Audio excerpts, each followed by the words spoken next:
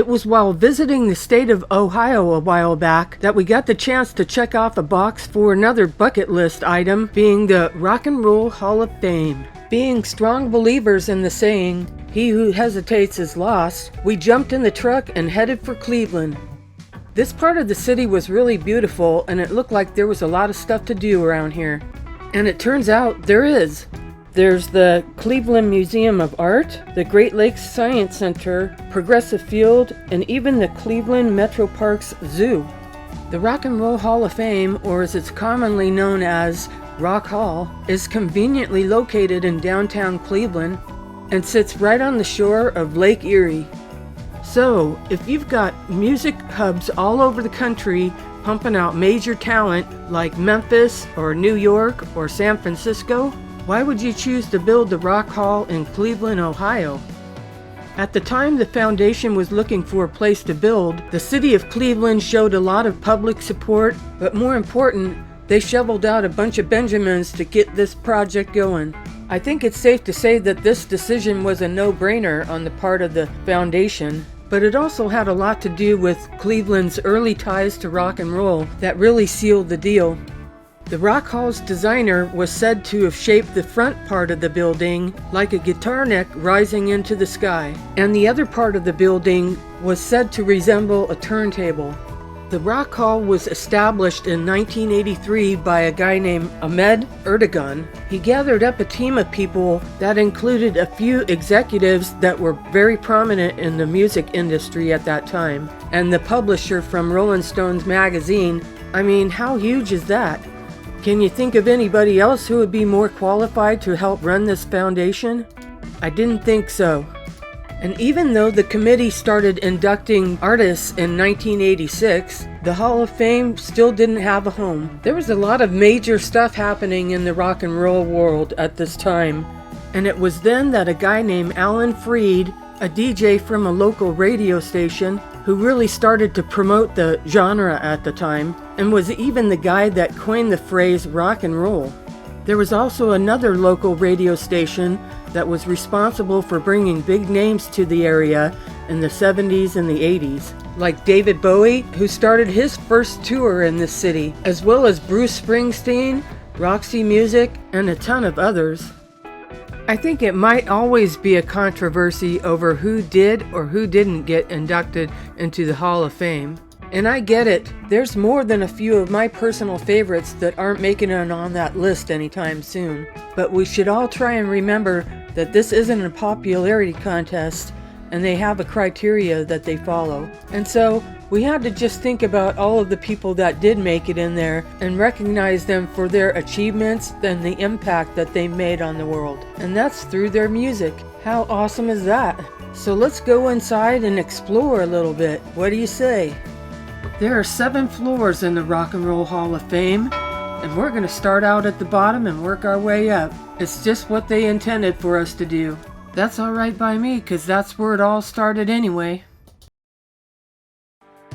Thank you for joining us. We're Jack and Mary, and we're full-time RVers traveling the country and exploring new places. I'm also an artist, and we're always looking to capture our adventures on canvas. So come along and let's go chasing some landscapes.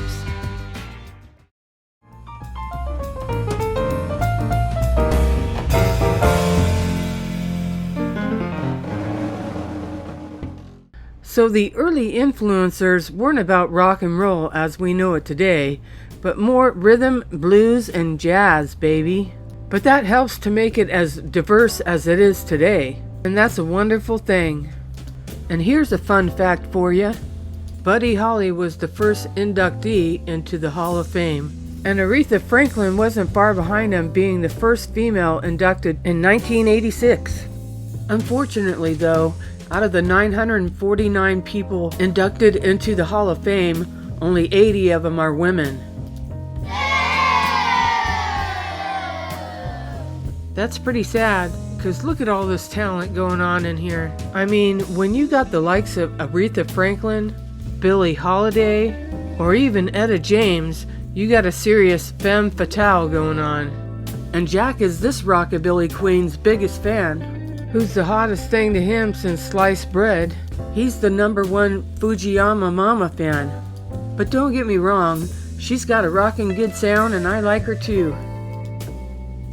Whether it's song lyrics written down on a cocktail napkin, a pair of psychedelic bell-bottoms, or a custom-made guitar, we're there to see every little bit of it.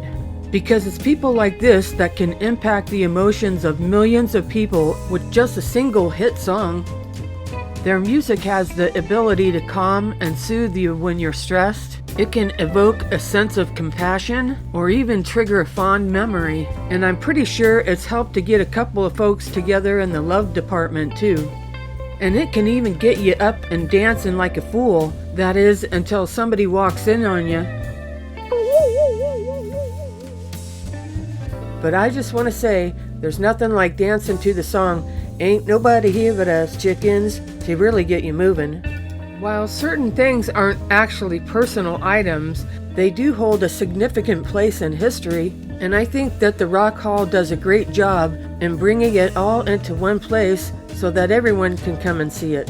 So by seeing things that are meaningful and cherishable to these people, maybe we can get a closer look into what their personal lives might have been like. So let's go explore some of the other places in this building and see what we can find. This is gonna be good. There is a gift shop and cafe on the ground floor, and it opens up into a 5-story atrium. The following is just some of the memorabilia that we saw while we were there.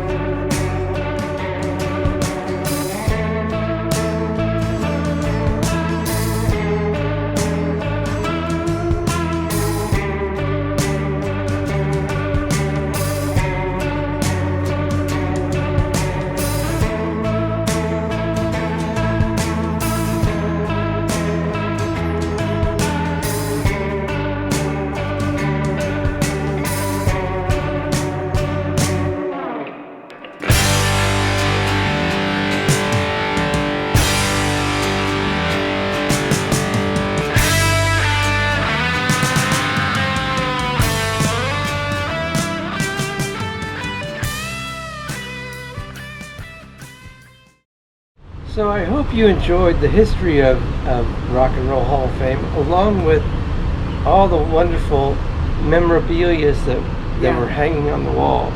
They had a lot there.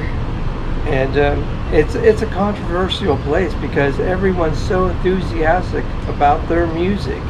And that's it's an okay place to be. Be enthusiastic about who you like and who you want to hear, and just rock on. Rock on, everybody. And say, if you want, leave your comments down below.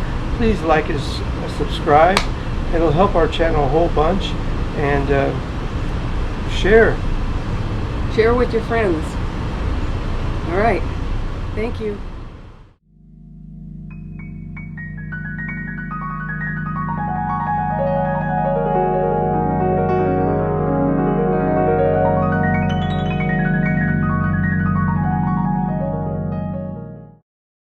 Hey, thanks for joining us. Please like and subscribe to our channel.